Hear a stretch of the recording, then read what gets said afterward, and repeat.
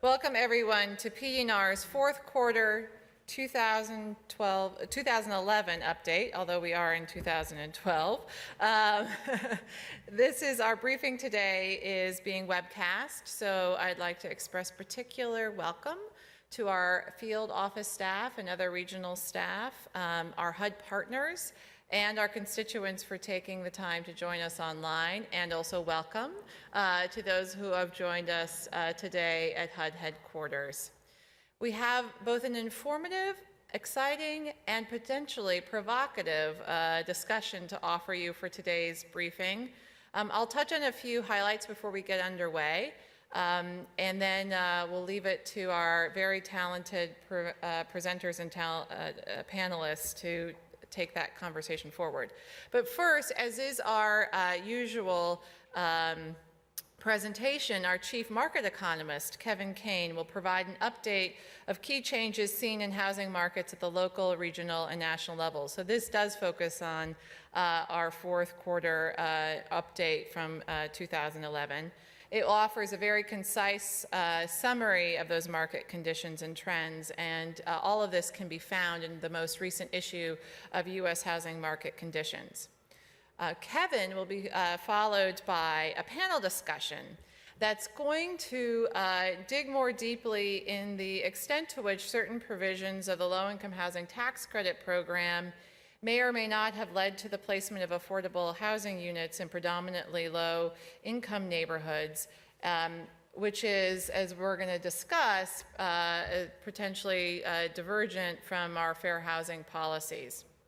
So this panel will be moderated by Luke Tate, who's Senior Advisor for Urban Policy, and Mike Hollar, a HUD economist, will sum up the context to give everybody a foundation on the set of issues and share HUD's most recent work on the low-income housing tax credit program. To really debate and discuss this issue, we have Casey Dawkins, who is an associate professor at the University of Maryland, who called attention to this issue of fair housing violations in his most recent Cityscape paper. Myron Orfield, who's executive director of the Institute on Race and Poverty at the University of Minnesota, will also share his perspective on the set of issues. And then finally, Mark Shelburne, who is Counsel and Policy Coordinator from North Carolina Housing Finance Agency, is going to talk about the Housing Finance Authority, who are the entities that allocate tax credits, own perspective on the issue, and call for revised policy guidelines. So we'll expect this debate to occur. We'll open it up for about 15 minutes of questions, and then concluding remarks will be offered by Jean Lynn Powell, who is PD&R's General Deputy Assistant Secretary. So with that, please join me in welcoming Kane. Thank you.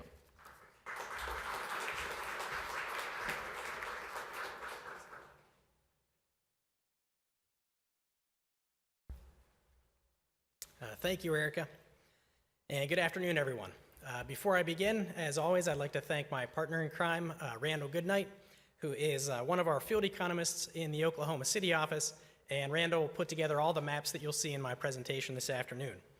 The color themes of the maps are all the same, where brown indicates worse off conditions or declines in a variable, and blue indicates improvements in conditions or increases in a variable.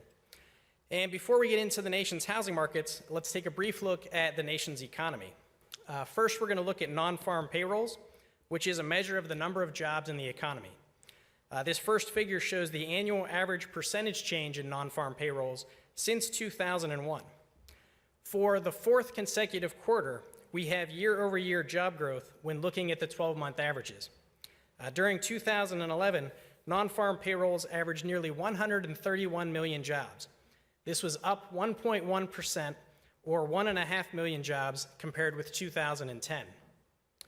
For the third consecutive quarter, every region in the country added jobs, and the rate of growth was also up in every region relative to last quarter, except for in the Midwest, where the rate of growth remained unchanged. During 2011, growth was led by the Southwest at 1.9%, followed by the Rocky Mountain region at 1.5%. This is the fourth consecutive quarter where growth was led by the Southwest.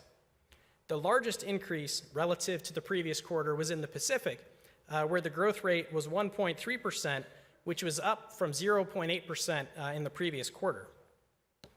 This next map shows the change in non-farm jobs by state during 2011. Only 2 states lost jobs during 2011, and that was Delaware and Georgia, and both of those declines were less than 0.5%. The light blue states grew at a rate that was less than or equal to the national average.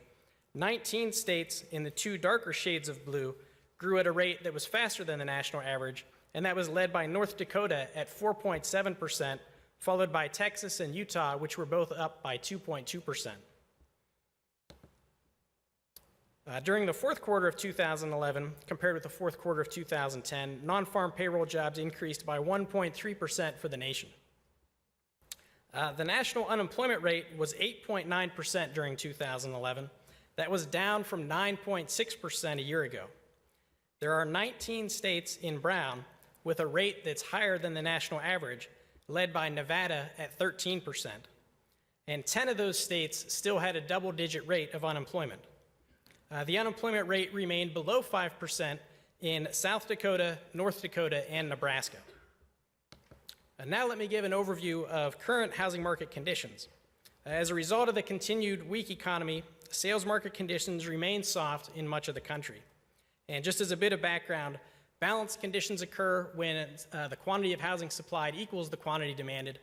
Soft markets occur when the quantity of housing supplied exceeds the quantity demanded, and we have a housing surplus.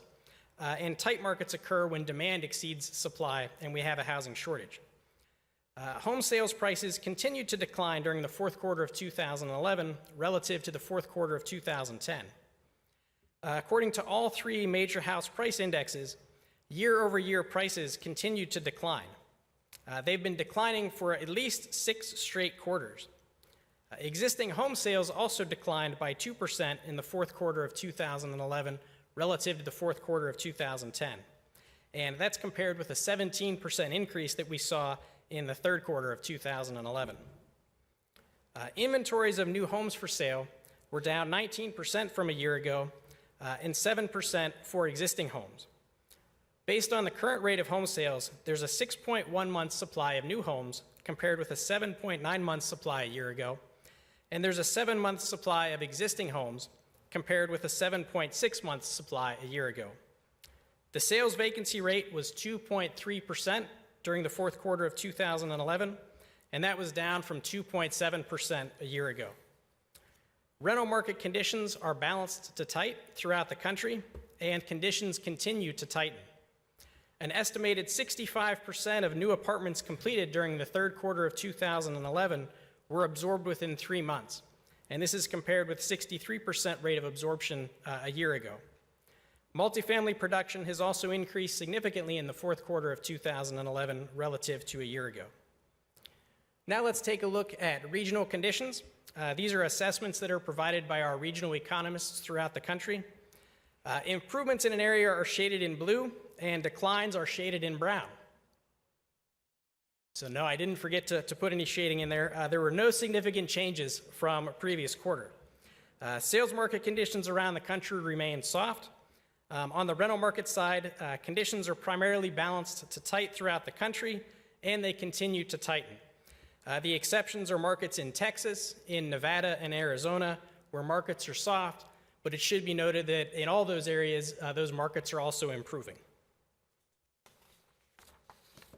The Case-Shiller Home Price Index and the CoreLogic Price Index both show a 4% decrease in home prices from the fourth quarter of 2010 to the fourth quarter of 2011. And you can see those are drawn in the blue and also in the black color. This is the 6th consecutive quarter for declines in both of those indexes. The FHFA index, which is shown in red, showed declines since the third quarter of 2007. In the most recent quarter, that index showed a decline of 2.4%. This next map shows the change in the CoreLogic index by state from the fourth quarter 2010 to the fourth quarter of 2011. This is not seasonally adjusted data, and it does include distressed home sales. Nationally, again, the decline was 4%, and much of the country is in brown, representing a decline. In fact, prices declined in every state except for 13, and that was led by South Dakota, which was up by 3.2%. All other increases were less than 2%. A total of 14 states declined at a rate that was faster than the national average, and you can see those concentrated in the West and in the Midwest area.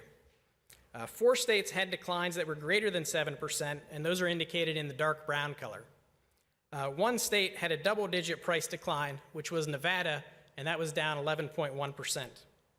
According to the Census Bureau, the median price of a new home in the fourth quarter of 2011 was $217,700. This was down 3% from a year ago. And according to the National Association of Realtors, the median price of an existing home was $163,100, down 4% from a year ago. While foreclosures remain a problem in certain markets, the numbers continue to show improvements across the country. This map shows the percent of home loans that are 90 days or more delinquent, in foreclosure, or an REO as of December of 2011. REO stands for real estate owned, which means that the lender now owns the property. The national average was 7.6% of all loans in those 3 categories. This was down from 8.3% a year ago. States in the 2 shades of brown have a rate that's higher than the national average, and with the exception of Nevada and Hawaii, the states with the highest rates are all east of the Mississippi. Florida at 17.6% and Nevada at 14.3% had the highest rates in the country. Although it should be noted that Florida is down 1 percentage point from a year ago, and Nevada is down 3 percentage points from a year ago. 6 states have a rate that's lower than 4%, and those are shown in dark blue, led by North Dakota at 1.8%. After increasing by 17% at a seasonally adjusted rate during the third quarter of 2011 relative to the third quarter of 2010, existing home sales decreased by 2% in the fourth quarter of 2011 on a year-over-year basis. Sales are continuing to increase in the western portion of the country. 23 states had an increase in sales ranging from 1.1% in Ohio and Michigan to 25% in North Dakota and 27% in Massachusetts. The remainder of the states had a decline in sales, led by Kentucky and Arkansas at more than 30%. Just to note something that's not shown on the map, new home sales were up by 3% from the fourth quarter 2010 to the fourth quarter of 2011. Single-family home building, as measured by building permits issued, decreased by 6% during 2011 to 374,230 homes. Single-family home building declined in every region of the country, ranging from 1% in the Southeast to 18% in New England. Single-family production in the nation was up by 6% in the fourth quarter of 2011 relative to the fourth quarter of 2010. Single-family production declined by more than 10% in 11 states, led by the District of Columbia, Pennsylvania, and Vermont. All states declining in New England, as well as in the New York, New Jersey regions. 16 states had an increase of more than 10%, and that was led by North Dakota, Florida, and Tennessee. Rental market conditions continue to tighten around the country. According to Reese data, which covers 200 market areas, vacancy rates were down in 186 market areas, and they were up or unchanged in just 14 areas. The average vacancy rate for all areas covered declined by 1.4 percentage points, from 6.6% in the fourth quarter of 2010 to 5.2% in the fourth quarter of 2011. There were 6 markets with a decline of 2.5 percentage points or more. According to the Census Bureau, for the entire United States, the rental vacancy rate was 9.4% in the fourth quarter of 2011. That rate was unchanged from a year ago. Market rents were up by an average of 2% nationally in the markets covered by Reese from the fourth quarter of 2010 to the fourth quarter of 2011. The average rent in the fourth quarter of 2011 for the 200 areas covered was $1,064, and that's compared with $1,043 a year ago. Rents increased in 198 of the market areas covered by Reese. Rents increased by more than 2% in 69 markets, led by increases of 4.7% in San Francisco and 4.6% in San Jose. Rents only declined in one area in the country, and that was in Fort Myers, Florida, where they were down by 2.7%. The number of multifamily units permitted was up by 32% to 187,100 units during 2011. The number of multifamily units permitted was up in every region except for in New England, where it was down by 12%. Increases ranged from 10% in the Midwest to 65% in the Mid-Atlantic.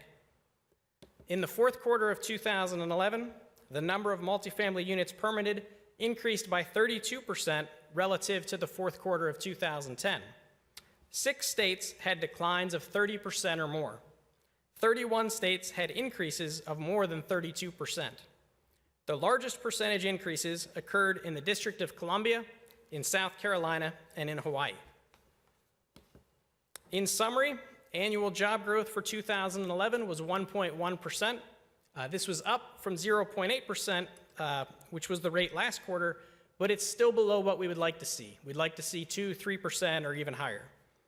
Sales markets remained soft in the fourth quarter of 2011, with continuing declines in prices and a slight decline in home sales. Rental market conditions are balanced to tight throughout the nation, with rents continuing to rise and vacancy rates continuing to decline. For additional information, please go to the fourth quarter 2011 U.S. Housing Market Conditions Report. You can talk to your local regional or field economist, or you can feel free to contact me. Thank you very much, and it's now my pleasure to introduce Luke Tate, who will introduce the panel for low-income housing tax credits.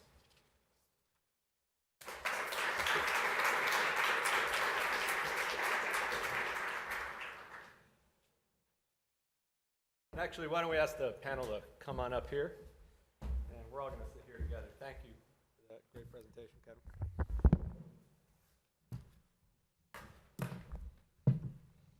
How y'all doing today? Thank you for joining us here in the room, and also out there around the country. We're glad that we're able to be with you and have folks around the country sharing in this conversation. It's going to be a great conversation. I'm really excited to introduce the panel that we have here.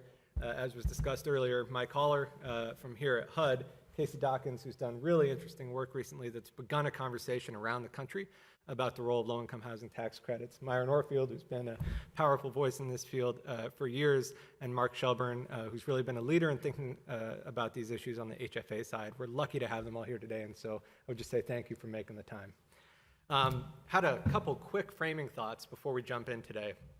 We're going to be talking about something that many folks have been thinking about, talking about around the country, which is the relationship between the low-income housing tax credit program and related goals around fair housing, around housing with access to opportunity. And it's a debate that I think has too often not been grounded in fact, has too often not been grounded in a desire to approach one another with good faith. And as a result, perhaps we haven't made as much progress in this debate over the last few years as we could. So a couple quick thoughts that I have to frame the questions that we're leading into today around the low-income housing tax credit program. The first is just that it's important to remember the complexity of the interactions between the low-income housing tax credit program and the myriad decisions and inputs that go into the decisions that are made around development in this country. And though it's easy to try to get to some feeling of certainty, that desire to get to a feeling of certainty around one action on one input, changing overall outputs, can push us sometimes to a simplicity or an oversimplicity around the role of many sources of capital and many actors in development. And so we just encourage, as we think about the role of low-income housing tax credit program, we recognize that it's one of many inputs. Also recognize that though we're approaching this conversation in good faith, there are genuine differences in what folks feel should be the primary goals of the low-income housing tax credit program, and what should be the trade-offs that we're willing to accept to achieve those goals. And it's important to surface those differences. It's something that Congress has an opinion on, the administration has an opinion on, and advocates and actors around the country have opinions on, and so we're going to cover those today. But finally, because of the complexity of the conversation and the fact that we sometimes do come into it with different approaches. I think there's real utility to highlighting examples that are specific and have characteristics that we can largely, if not all, agree resemble the types of investments that we would hope that the low-income housing tax credit program would support. For example, a Choice Neighborhoods project being competitive in their QAP to win 9% tax credits, or the tax credit program as a whole encouraging the affordable housing preservation goals of this administration and the desire to support energy efficiency in the course of that rehab, or also expanding access to opportunity for families who, if offered a housing choice voucher, or pardon me, a subsidized unit rather, have a financial necessity to accept that unit irrespective of where it's located and what the ability to access opportunity in that neighborhood might be. So recognizing that there are specific examples of the tax credit program achieving all of these goals, I think some real utility to grounding our conversation in examples that do highlight what we believe to be the tax credit program achieving goals we all agree on. So in today's conversation, we're going to start off with Mike in a discussion about the program as a whole, how it works, and then Case is going to talk a little bit more about his recent research, and we'll head on down the line. So Mike, please go ahead.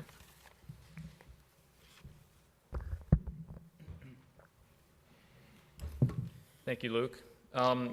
As Luke mentioned, I'm going to just begin with a basic overview of the tax credit program.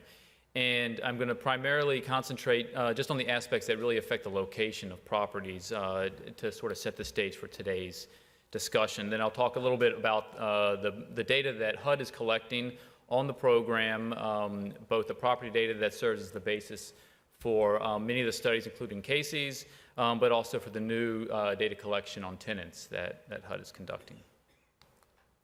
The tax credit program was established about 25 years ago in order to encourage the private development of rental housing, low-income rental housing.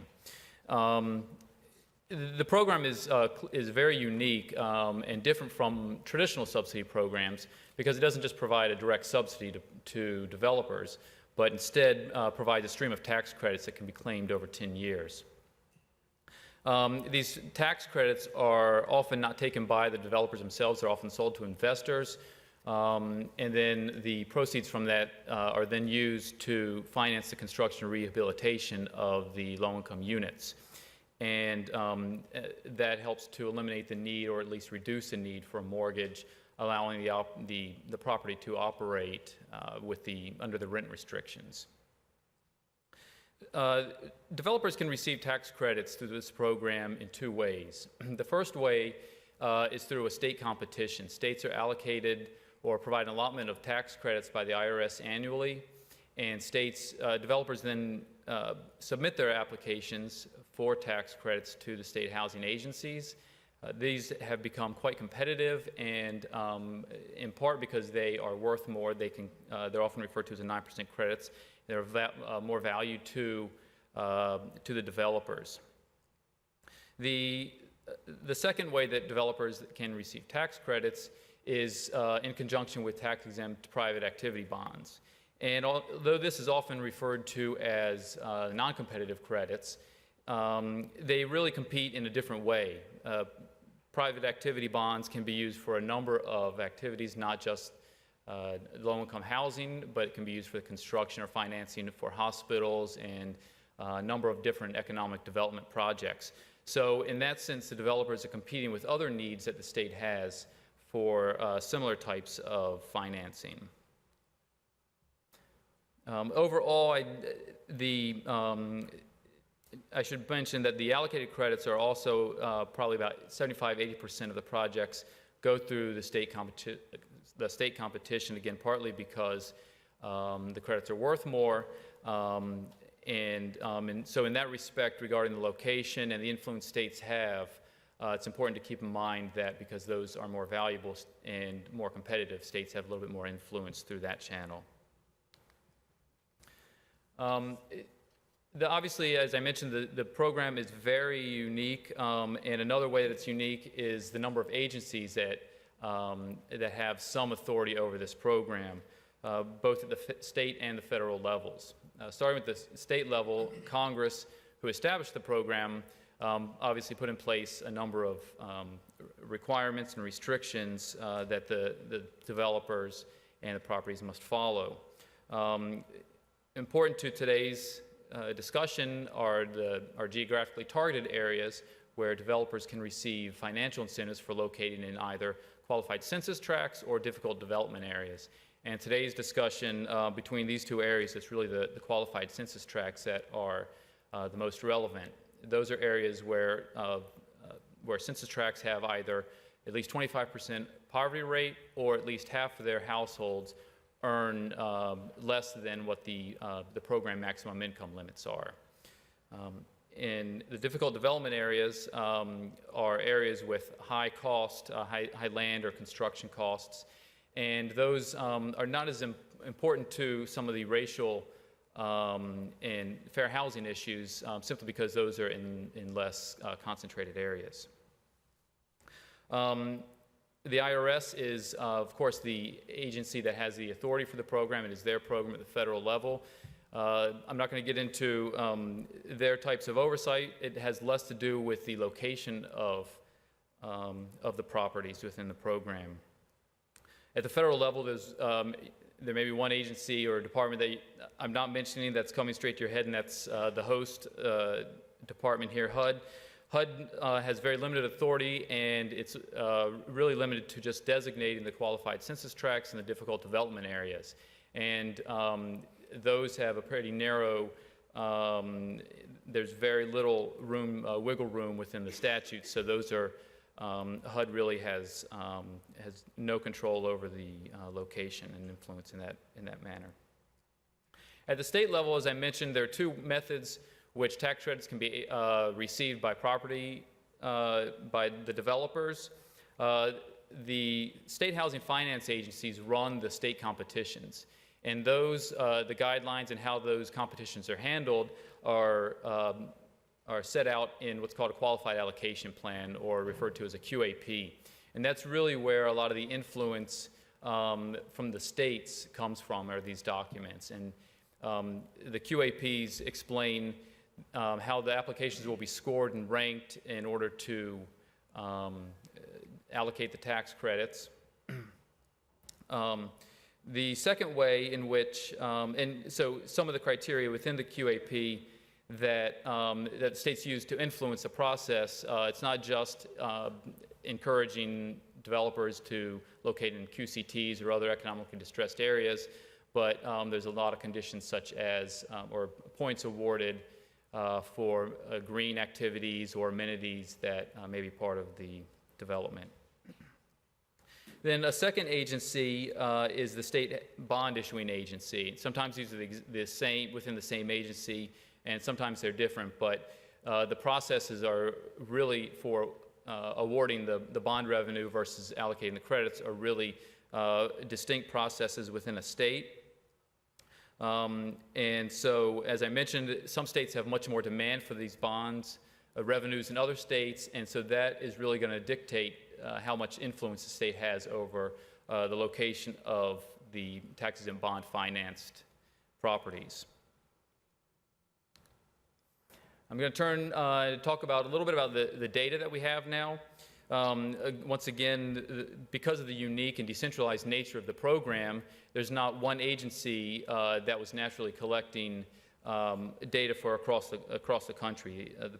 The tax credits are allocated state by state, and so while the states have their various data, there was not one central collection of it, and so in the mid-90s, a number of years after the program started, HUD was compelled to begin collecting data to have some just basic information on the program. And the database that we have primarily collects not just the location and the size of the properties, but also some of the subsidy programs and financing that the developers use. The data currently includes properties placed in service through 2009 and is being updated for the 2010 properties.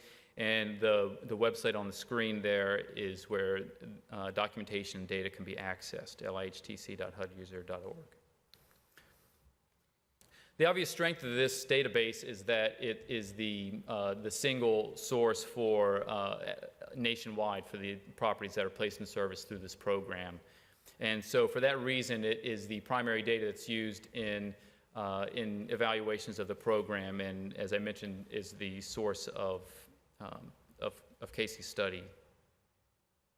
Another reason why that it's an important program or important database is that we have not only the location, but we geocode it so that it takes it down to the tract level and facilitates that sort of a very local and low-level analysis. The one weakness of this is the lack of data on the tenants, and for that reason, Congress several years ago requested that, or mandated that the state housing and finance agencies submit certain information on the tenants to HUD.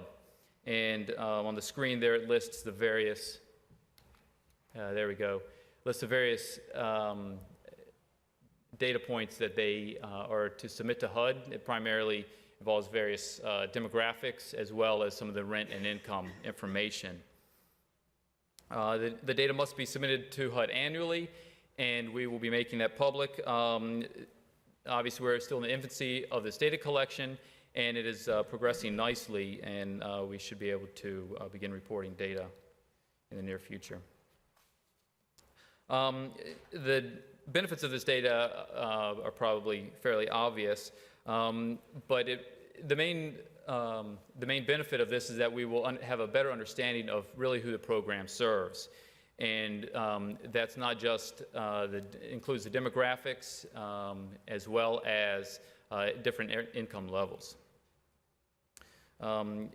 This data will also be valuable in combining it with our existing data of the other HUD programs, and will help provide a much more complete picture of subsidized housing, given that this is the primary program for the production of rental housing. And then finally, adding this data, certain components of this data to our existing database will help increase the value and usefulness of that data. And this includes things such as the number and location of the buildings in a property.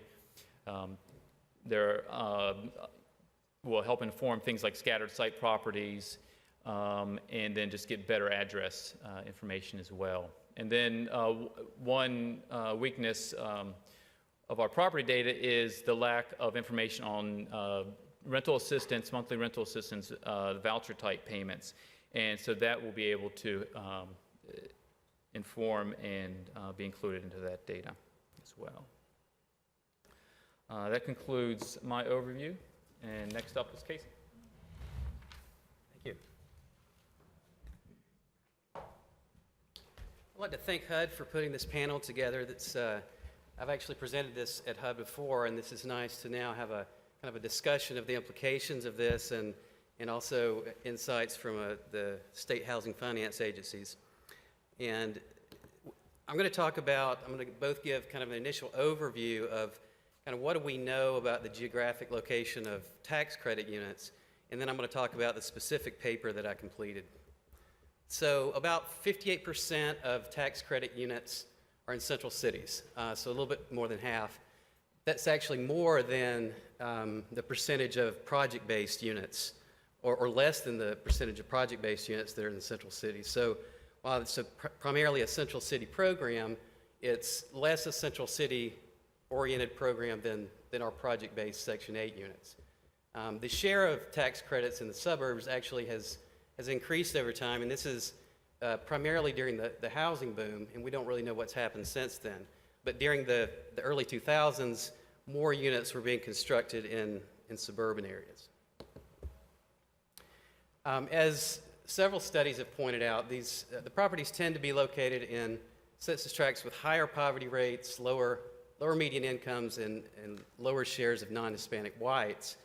And as was pointed out earlier, part of this is due to the incentive of the QCT, which actually incentivizes or allows for an increase in the qualified basis boost if you locate in these higher poverty areas. And several studies have kind of found this to be the case.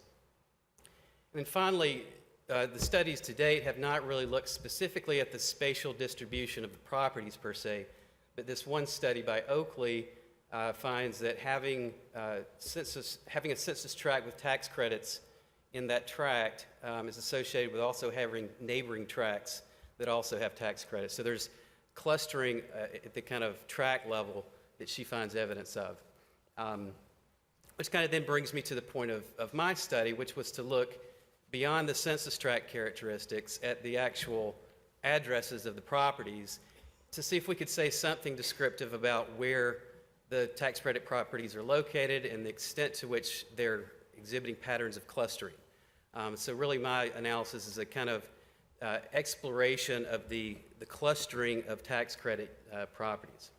I don't know if that's very easy for you to see, but I'll try to kind of explain what's going on here. This is just one map from the paper. I looked at 10 different metropolitan areas and took the tax credit data from 1995 to 2006, and then essentially had the points that were kind of put into place over that period, and then mapped the points. And then I did an additional test of the extent of clustering. And the test I'll just kind of briefly describe. If you can imagine, kind of taking each property, drawing a buffer around that property, and then counting the number of additional properties within that buffer. That's essentially the clustering test that I perform. To see if that's more significantly clustered than you would expect to find, I do a random simulation of about 1,000 point patterns generated from the underlying housing development pattern that is existing, and then compare the tax credit distribution to essentially what the density of development is in that area. And so if you see a red dot on this map, if you can even see that, the red dots indicate properties that have more tax credits around them than you would expect to find. The yellow dots are the ones with few neighboring tax credit properties nearby at a statistically significant level. And then the green ones are kind of in the middle category of neither dispersed nor clustered. And in Boston, this is typical of many metropolitan areas in that you have the clusters, the red dots, tend to be located in the central city. They're clustered at a high level, even given that development pattern. And you also see a few in kind of the edge cities within Boston. The shading in this map indicates population density, by the way. And so I'll show you kind of another extreme case. Houston, that I'm actually going to come back to in a minute because it's so interesting in terms of its patterns.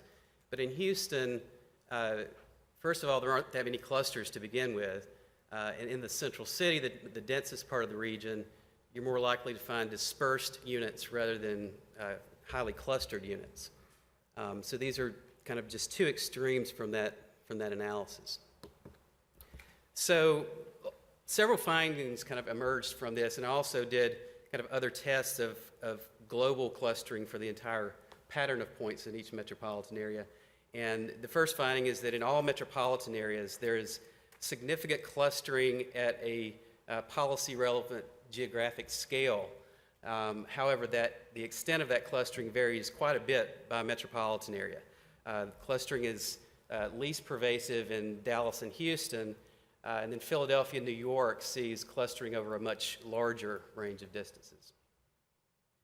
The clusters themselves, and I looked at kind of the characteristics of the locations where the properties were located, and the clusters tend to be in more densely developed central city locations with higher poverty rates and lower shares of non-Hispanic whites.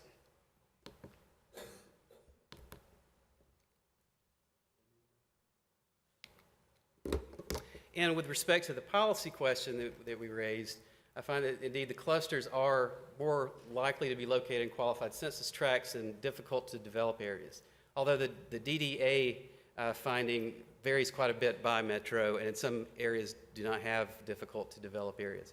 But there's a pretty consistent pattern of more clusters being within qualified census tracts across, for the most part, every metropolitan area. And just to say a little bit more about what that means that whereas other studies have asked the question, are properties in qualified census tracts to a larger degree or not. This question, or this paper, looks at the issue of are you more likely to see tightly packed patterns of properties within within qualified census tracts. But I want to come back to Houston because it's neat. It's unique from several perspectives, and every kind of descriptive test that I did, Houston kind of stood out. It had the lowest share of properties that were in clusters. They tended to be in lower density tracts compared to other metropolitan areas, tend to be outside of the central city, and in tracts with relatively lower poverty rates and higher shares of non-Hispanic whites. And so this was unique among the metropolitan areas that I looked at. And furthermore, fewer cluster properties were in the QCTs and the DDAs within Houston. So I'll just conclude with a kind of a speculation about what might be different about Houston, and then kind of come back to some of the larger policy questions. Houston is interesting from a couple of standpoints. One, it's obviously the least dense metropolitan area among those I examined, but the test itself tries to control for that, so that alone wouldn't be explaining all of these different patterns we're seeing.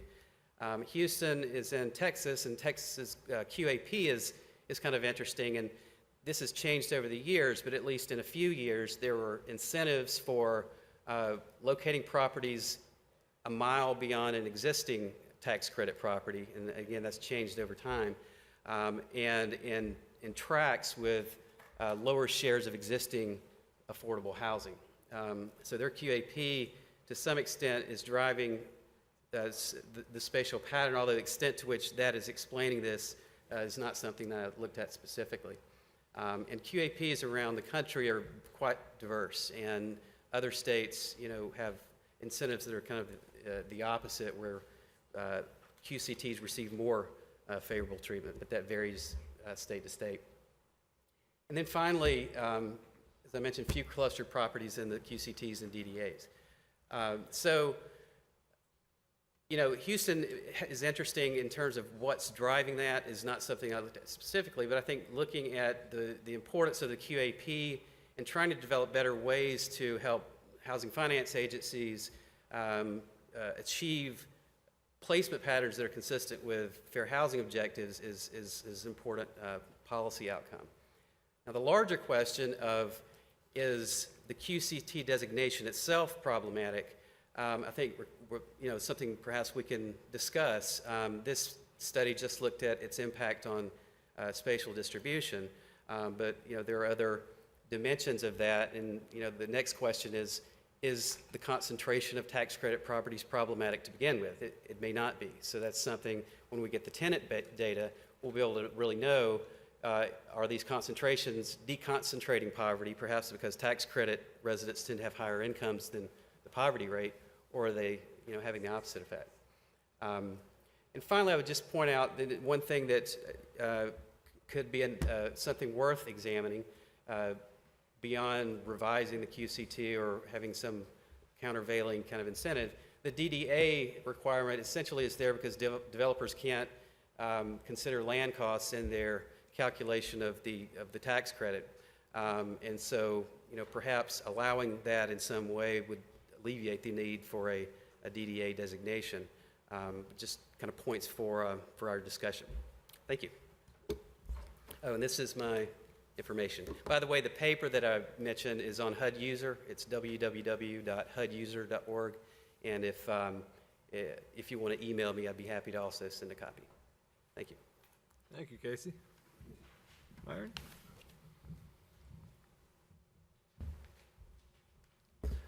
Well, thank you very much for the opportunity to speak today.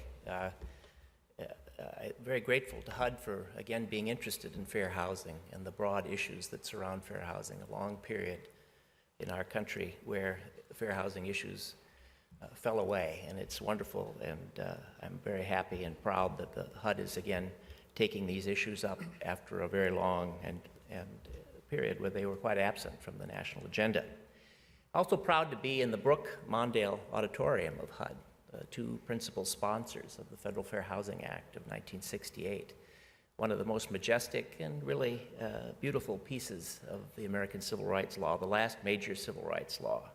And to think about Senator Brooke and Senator Mondale's comments in the passage of the Fair Housing Act, calling out the fact that too often a vast and disproportionate share of housing was built in poor and segregated neighborhoods, and that this, among other reasons, was part of the problem.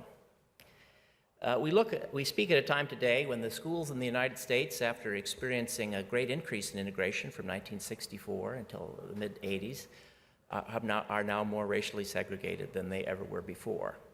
When we see the dense and segregated neighborhoods of our cities growing at great patterns and the achievement gap spreading out in relation to those patterns of segregation more clearly and unambiguously than ever before. We stand at the time of a serious foreclosure crisis that disproportionately affected segregated neighborhoods. And thinking about these issues, thinking about the Federal Fair Housing Act, thinking about its importance, thinking about the fact that we've lost the progress on integration in schools and neighborhoods that we had achieved in many ways, is an important framing device in thinking about these issues. The Fair Housing Act is rooted in the Constitution, and it is a broad and remedial civil rights statute seeking to enforce the guarantees of other constitutional guarantees. In my reading of the law, it's very broad, and that other purposes need to be harmonized with these broad objectives. They can be. The Texas courts yesterday, 2 days ago, in the Inclusive Communities Project versus the Texas Housing Agency, began the process of remediation in a very honest and decent way, talking about the guarantees of the Federal Fair Housing Act, addressing qualified allocation plans in a state, and beginning the process, long overdue, of harmonizing the statutes that we are talking about. I'm going to talk a little bit about a place that I know well, the Twin Cities, a place that was very committed to fair housing. Senator Mondale was from Minnesota. Minnesota began a very significant fair housing effort in the late 60s and early 70s, in partly response to Secretary Romney's very bold initiative of open communities. Secretary Romney, George Romney, former governor of Michigan, was profoundly affected by the Detroit riots, which were some of the worst in the country. Was profoundly influenced by the Kerner Commission's reports, and to read his diaries and papers and to look at his public pronouncements on the issues, profoundly committed to realistic open communities and to enforce the Federal Fair Housing Act.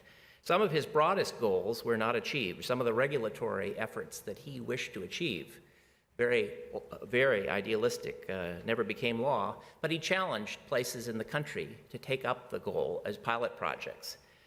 My home state of Minnesota, the Metropolitan Council, did. They took up Secretary Romney on his Open Communities Initiative and implemented the most idealistic parts of his program on a metropolitan scale, and really changed the nature of affordable housing for almost 20 years in the metropolitan area, observing the clear regulatory guidance that HUD provided in 941.202.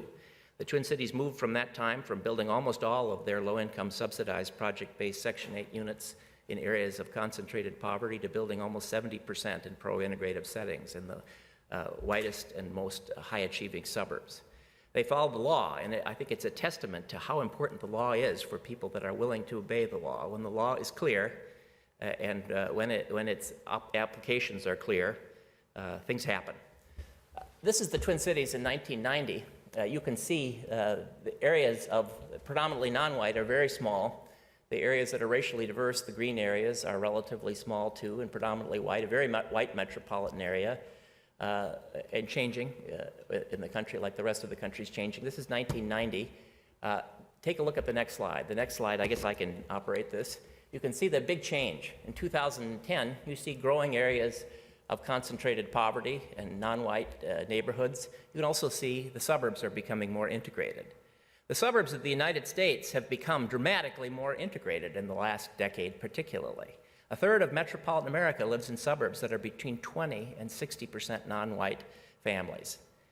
These are wonderful places and a tribute to the Fair Housing Act in lots of ways. Almost all the non-white college kids in the country come from these places. These are places where race relations in the United States are the best, where white people have the best view about non-white people, and where non-white people have the best appreciation of white Americans. These are places where governments are bipartisan, where budgets are operated in relatively cost-effective and efficient ways. They are a tribute to the Fair Housing Act and the importance of that law. The challenge of these places is, in America, places that are integrated have a hard time staying integrated.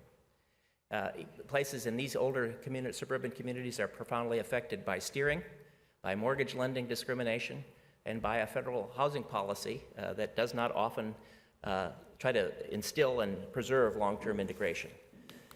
In the Twin Cities, since the 1980s, since the creation of the low-income housing tax credit, and since the not clear application of civil rights rules to the placement of the credit, the Twin Cities has moved away from its profoundly pro-integrative approach to approach that has been more likely to place the units in poorer neighborhoods and in neighborhoods of concentrated poverty. Regulatory guidance makes a difference, and when the rules are ambiguous, agencies pay attention to those.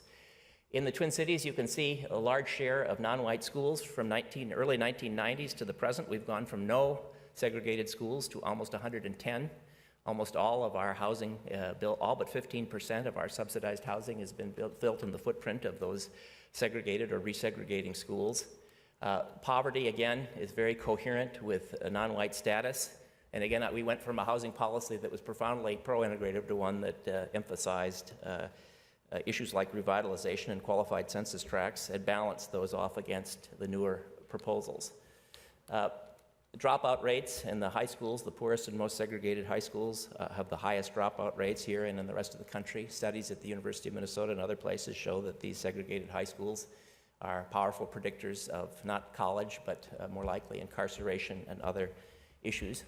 The mortgage crisis profoundly affected non-white and racially integrated parts of suburbia because of fair housing violations, in part because these neighborhoods never had adequate credit.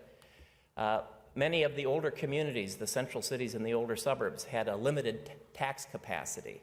And as poverty concentrated in those areas, as neighborhoods became more troubled, over time the tax capacity of many of the cities and the older suburbs declined in the face of growing capacity in the further out areas of the region, the higher opportunity areas.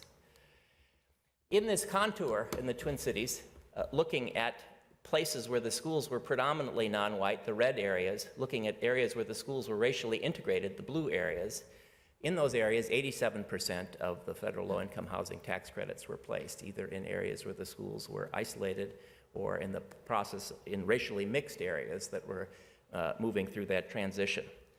Prior policy with clear regulatory guidance had placed most of the units in areas where the schools were less than 30% low-income kids. You can see where the tax credit has gone. And there is a powerful tendency in housing law, spoken to by Senator Brooke, Senator Mondale, is that the affluent communities sometimes resist these units.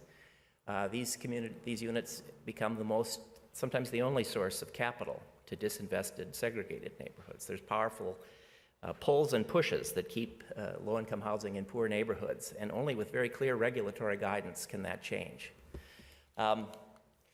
In the Twin Cities, particularly as criteria such as transit-oriented development and other criteria that, again, muddy the waters in these allocations, you can see the share that is going to suburban areas decline, the share in central cities that are going up. I think it's important, as we frame this issue, to think about the importance of the Federal Fair Housing Act, to think about it as a guarantee that comes from the Constitution itself, and that as a statutory command, it is a broad and remedial civil rights statute that enforces provisions of the Constitution. Conflicting purposes have to be reconciled with this larger purpose. They can be reconciled, but realizing the higher status of fair housing obligations in the history of the country. Thinking about schools, federal law in 941-202G, the Shannon case and others say that schools are important. Federal case law about school integration says that schools and housing, school segregation causes housing segregation and vice versa in the Swan case, in the Keyes case, in the Dayton case. These are linked principles, and they need to continue to be linked. I think thinking about guidance and thinking about what a difference Senator Brooke and Senator Mondale made in terms of the Twin Cities. What a difference Secretary Romney made with his bold challenge grant to try to implement an open society. Thinking about the clear rules that HUD laid down that luckily my region of the country responded to, and what a difference it made. Also looking at what happened when the rules became blurry and uncertain and how the progress slipped away. I think these are important goals. In a time when the country is becoming more multiracial, in a time when the country will very soon have no single ethnic or racial majority, I think that we need to think about our commitment to the Fair Housing Act and the vision of an open and integrated society where we aren't confined by the borders of race and where we can move and prosper together. The Federal Fair Housing Act, I think that was its goal. HUD is the principal lead agency in the Federal Fair Housing Act. Other agencies that deal with housing matters need to be subservient to HUD's regulations. I'm a lawyer, and I understand looking at the law and the case law, that's one thing. I was once a politician, too. I understand these are complicated goals as well, and I think that they're both important, but I believe the law is clear. Thank you.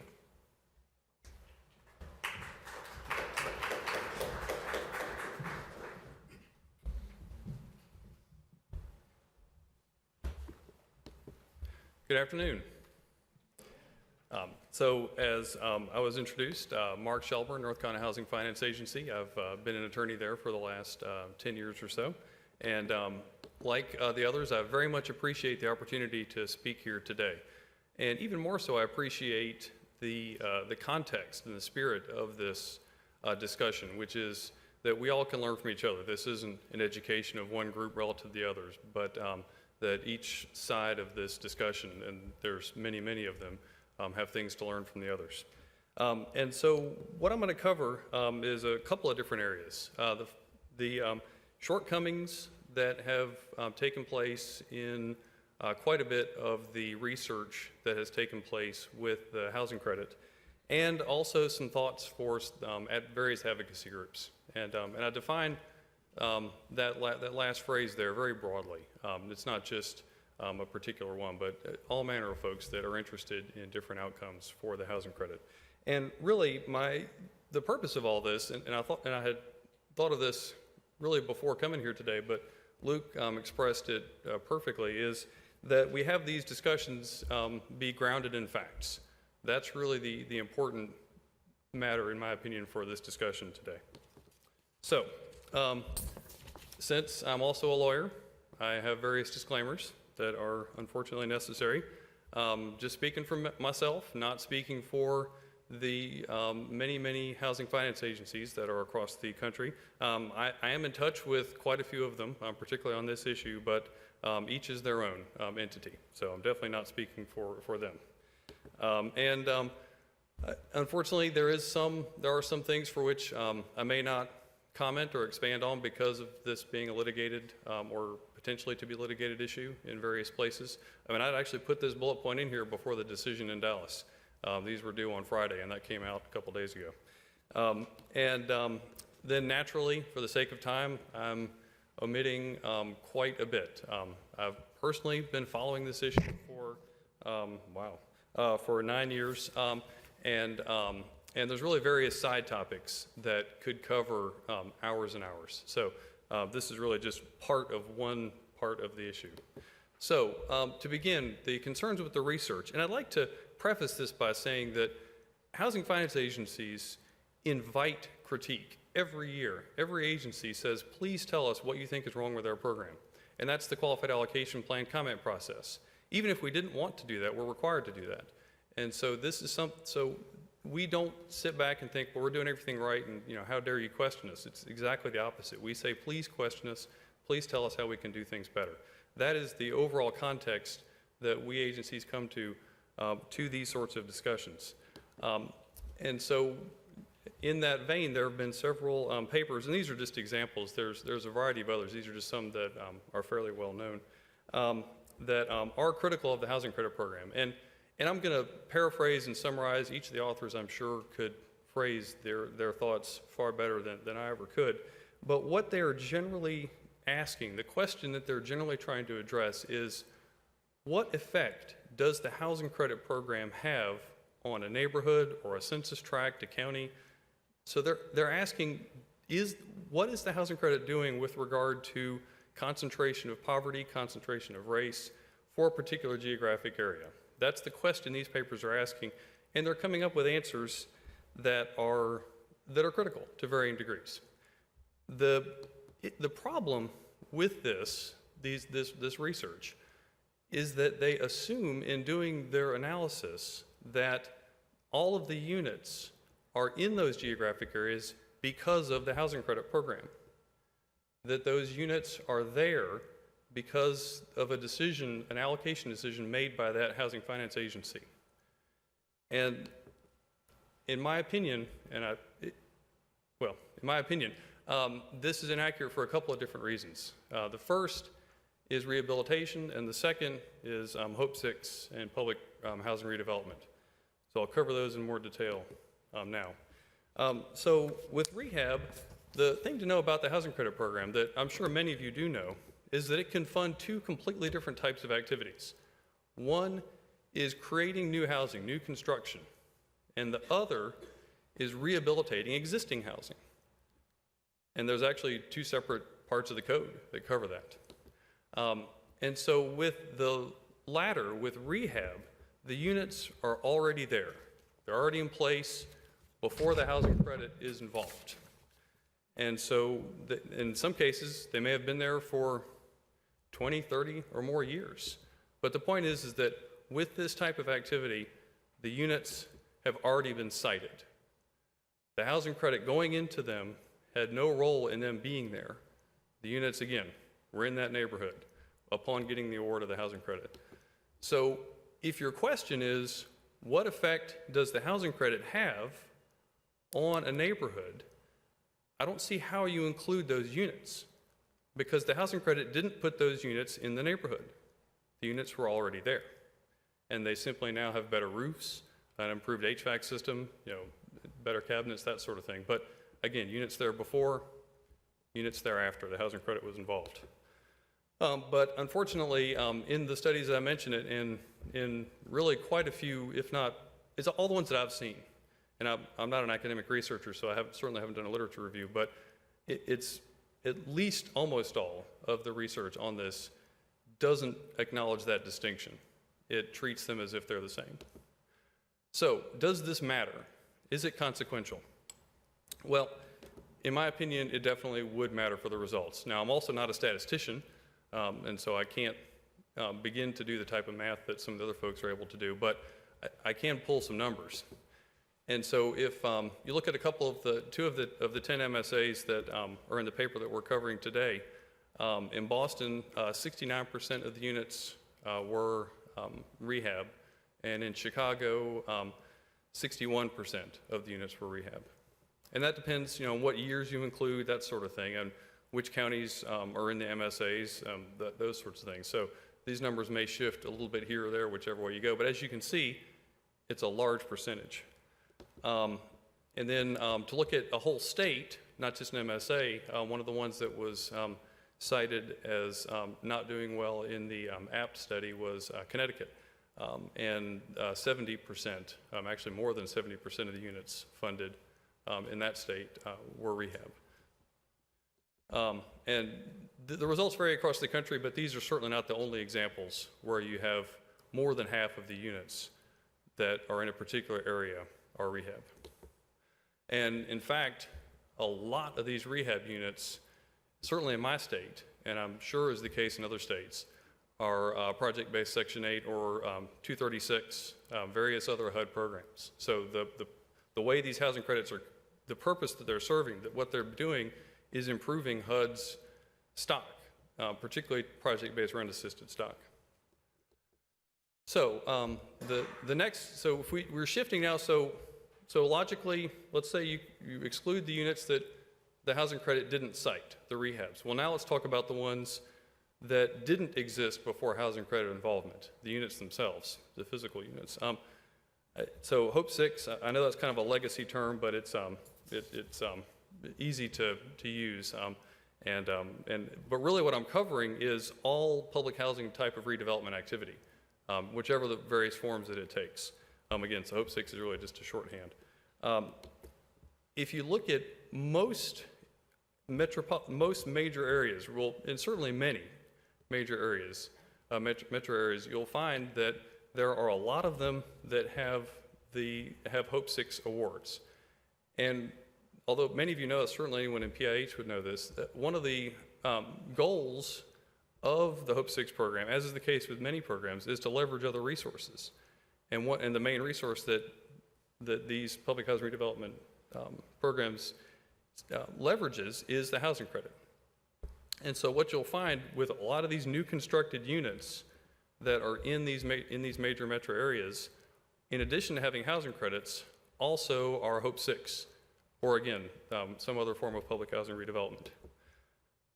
And what's interesting is that very often what's happening is you'll have a neighborhood or a tract that, say, has several hundred public housing units in it in year 1, and then it gets its housing credit award. And so by the time you get to year 3 or 4, it again has several hundred units that are tax credit. But if you think about what's happening there, before the housing credit was in there were, say, 400 units of public housing and with no tax credit involvement. After it does the public housing redevelopment, there's now, say, 400 units of tax credit units there. Is it really accurate and fair to say that the housing credit has put 400 units of affordable housing in that neighborhood? In my opinion, no, because there already were units in that neighborhood.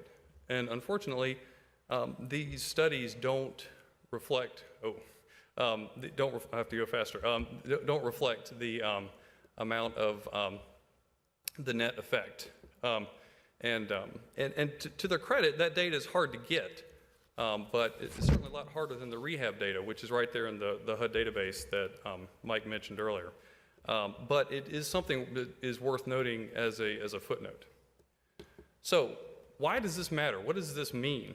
Well, the first is if you accept this methodology, if you accept that those types of units actually should count against the housing credit program when measuring concentration, then we as allocating agencies have an incentive to fund less of them because each kind is disproportionately located in areas of concentration.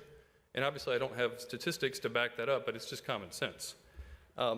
However, in my opinion, you really shouldn't accept those units being included in the math, in the studies. And so therefore, those studies really shouldn't be used to inform policymaking. And also, as a result, there really isn't a body of research. There really, to my knowledge, isn't any research that says that the housing credit program is causing concentrations, and yet it leaves out these two types of units. So, really fast, sorry. This is just really one element of complication in evaluating the consequence and impact of a program. Professor Catherine O'Regan and some of her colleagues at NYU covered a different topic, covered the same topic in different ways and asked these other questions. Where would the households live if they hadn't lived here? What is the relative racial makeup between the households of the housing credit properties versus the surrounding neighborhoods? In other words, are these properties perhaps actually advancing integration by virtue of who's living there relative to the surroundings? And then what's happened over time? What's been the consequence of the surroundings over time? And so the conclusion that they reached is summarized here, but this is taken from their paper, paraphrased, is that looking at these three other aspects, these three other ways of analyzing the data, and they looked at 3 states, interestingly, including Texas, they conclude that the housing credit does not, the evidence suggests that housing credit does not contribute to increased segregation, even in high poverty areas. So, thoughts for advocacy groups, we're not the bad guy, work with us, and we've got various challenges here that make anything tough. As Luke also said, there are genuine areas of disagreement, but one of the things that comes up often is that it's not that we disagree with the substance, It's that the hoped-for objective, the way to get there is really challenging. It's really tough to work out that outcome because of the fact that we're in such a high-pressure, high-intensity, ultra-challenged environment of a limited resource allocation, where we have 5 applications for every one that we award. And so those are really just examples there in the PowerPoint slide. And so yes, basically the bottom line of this last slide, since I'm way past my time, is to work with us. Thank you.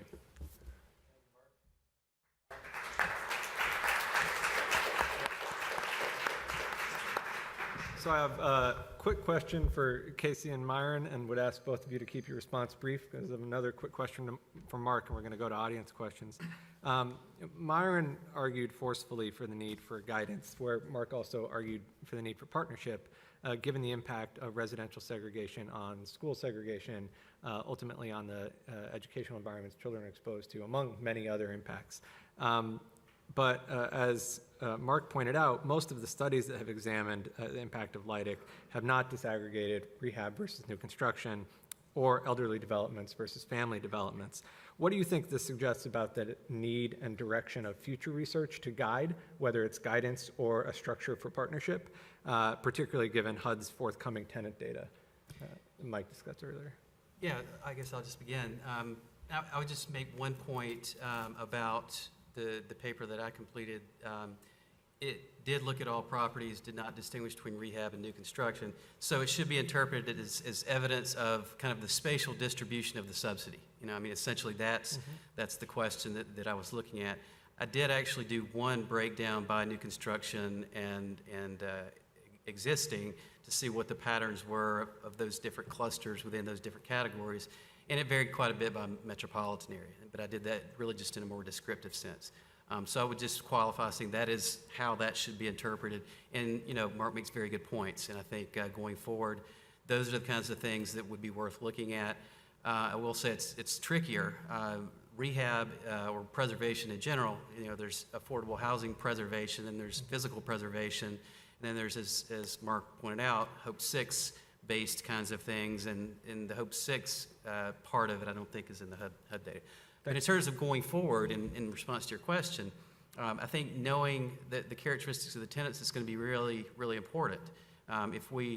So the point I made earlier about the incomes of the tax credit residents versus the poverty of the residents in the neighborhood could be that we're deconcentrating poverty by putting concentrations of tax credit units in poor neighborhoods. We simply don't know the impact of the spatial concentration. So I think going forward, that's the next line of questioning. What is the impact of concentration? Is it policy relevant? Is it inconsequential? You know, what are those effects? Right, thanks, Myron.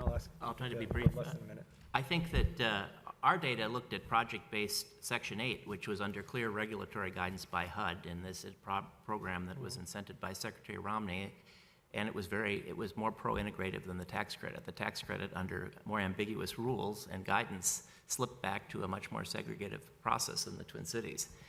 Preservation, I think everything that Mark says is important and right, and I think the regulatory guidance is unclear. And I think that's one of the problems. I think that our Housing Finance Agency and Met Counsel responded. They read the law and followed the law and did a good job when the law was clear. When the law becomes murky, it's harder to think about what to do. And so I think that's important. Preservation, I think, that preservation question has to be divided further. Some preservation is physical rehabilitation projects that are just falling apart. Right. Another part of preservation is just a developer wants a recharge of tax credits. And he says that he or she will say the rent will go down if they don't get a recharge of tax credits. And in some urban situations, the rent may not go down in very poor neighborhoods. And I think that's got to be subdivided further. So you've got to decide when you're doing preservation whether you're actually preserving low rents or whether you're just recharging tax credits for a developer who wants another round of tax credits, when you could put those same tax credits in a suburb and produce units at lower cost with lower rents. And so I think that suggests for more research examining the likely outcome of receiving versus not receiving the preservation credit. Mark, just one quick question for you, and we're going to go to the audience here. You cited Kathy O'Regan's study suggesting that LIHTC units don't contribute to increased segregation, and the study suggested that there's roughly a null effect. we talked earlier about the potential for genuine differences in goals. Do you think that at an investment of $4 billion per year, the federal government should expect to see increased integration coming out of the LIHTC program? And if we're not seeing that, what do you think are the most important steps going forward for partnerships across federal, state, local, and developer levels to improve the outcomes around integration for that $4 billion investment? Well, I think that the federal government certainly can say what its expectations are for a subsidy resource that it's providing. There's certainly no doubt about that. No one would question that. I think the problem here is that we don't have a conclusion. Well, we don't have a research-based conclusion that there is a problem, and I think that that's what, unfortunately, some folks have concluded based on what is available. But again, I question the extent to which that has a basis. And so, really, I guess the other thing I would question is whether that's really the question. And should instead we say, well, how do we use this resource and the other resources that are available to promote a more integrated society? And the challenge of doing that federally is the incredible diversity on the ground among the different states. Professor Orfield mentioned schools, for example, and I don't think anyone, certainly no one who's a parent, would question the importance of schools. But if you think about the differences between states, I mean, New Jersey is a smaller state than ours, but I believe it has anywhere from 4 to 5 times as many school districts as my state. And so how do you come up with a rule that covers both of those two on-the-ground circumstances? I don't know really how that would be possible. So to me, the key is for folks to work at their state level with their state on-the-ground realities in a productive, cooperative fashion. Because again, we all have the same, you don't go to work for a housing finance agency without having some social policy bent, some goal for making the world a better place. I mean, we're not in this for the money. Right. And so, just like y'all here at HUD. And so we have the same desired outcomes. It's just a question of the challenge of how do you get there. Right. We have a question in the audience. If you could introduce yourself. Well, I think I'm going to say the same thing that Myron Orfield did, but in a different way. Mark, you pointed... Introduce yourself. Huh? Oh, I'm sorry. I'm Jill Kaduri from ACT Associates and the author of one of the papers that Mark was talking about, Kaduri, Buron, and Klumiko. And, you pointed out that, for example, that in Connecticut, 70% of the tax credit units are rehab, and therefore they are where they already were. That's a good point, but I think we really should turn this around and think of it in a different way. Connecticut didn't have to choose to use as much of its tax credit resource for rehab as it did, and I would look at this as a question of balance, and in particular a question of missed opportunity. To use this resource to affirmatively further fair housing. This is a federal resource at the end of the day, and I think I would agree with Myron Orfield that, the federal government really does have an obligation to provide guidance that makes it easier for states to make the decision to use the resource in order to advance, in order to combat the pattern of resegregation and to create more housing opportunities. And the notion of opportunity cost is no doubt there. I mean, for every dollar that is spent on rehab is a dollar that's not available to create a new unit. That's absolutely the case. The question is, how do you think about that balance on a national basis? Because, for example, in Boston, you may not be able to use the resource hardly at all if you say, or not much, if you say it's really got to be for new construction because of the on-the-ground realities in that city, what type of land is available. Then you look at other states like, as I understand, states like Pennsylvania and some of the others are losing population.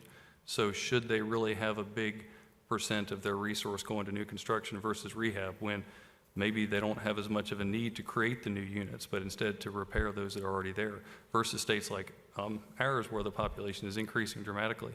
And so, again, those are very important questions, but I don't know how you ask and answer them at the federal level when there's such a, I mean, even within California, not even from one state to another. I mean, look at the differences in their rural areas versus Los Angeles. I mean, how would you have a national rule as to what makes sense in just, a few hundred miles within one state? What I heard from your earlier response, Mark, was that you suggest it might be appropriate for the federal government to have clear priorities, but that the mechanisms for getting there at the state level might vary.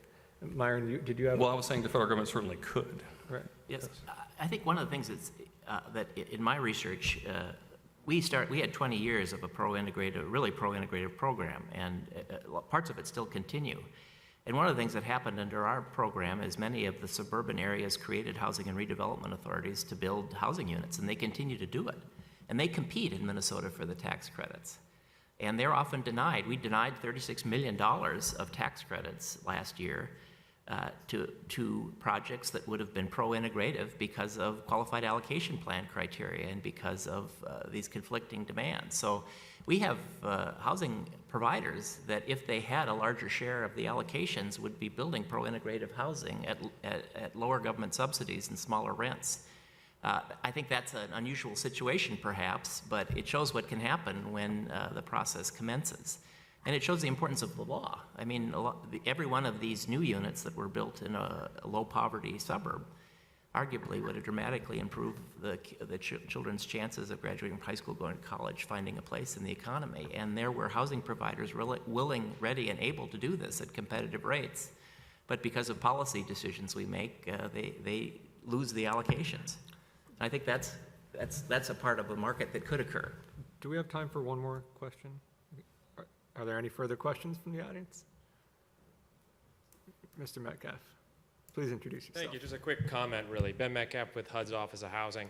Just to underscore some of the points that Luke and others have made, Mark, we are, across our programs, really increasingly relying here at HUD on the tax credit program as a way of recapitalizing existing HUD assistance. If you look at our rental assistance demonstration converting public housing to Section 8, if you look at the Section 202 program, Choice Neighborhoods, and we're really looking at this tax credits as the capital of improving the quality of life for the people who happen to live there already. I think one of the ways that we've tried to think about this has been the idea of a scarce resource and how you deal with that and opportunity cost.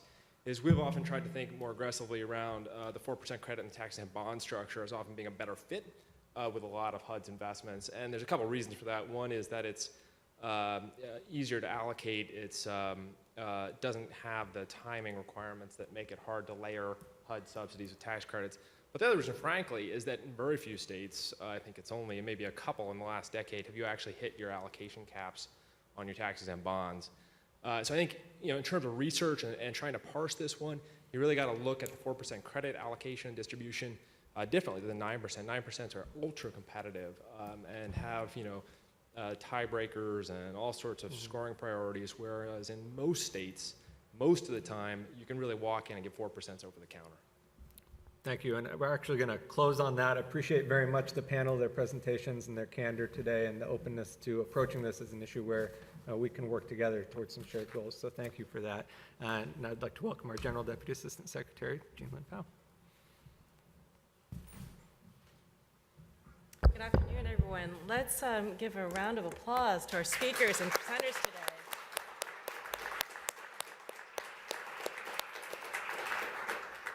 Thank you very much for a very thought-provoking and thoughtful discussion about this very important topic. I want to also thank our staff and Research Utilization Division for their support on this quarterly update, as well as Erika Poethig's leadership on this. And our next update will be in June, and so we look forward to having you join us again. So see you then. Thank you.